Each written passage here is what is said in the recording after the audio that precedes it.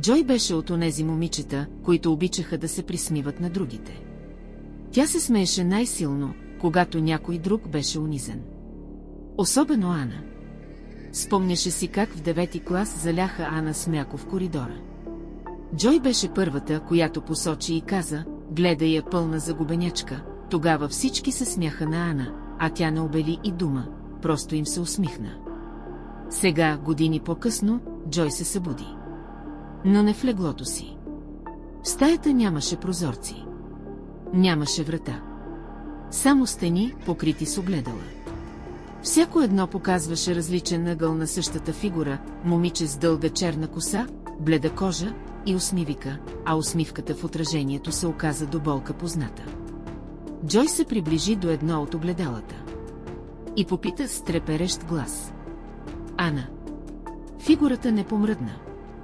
Джой закрещя.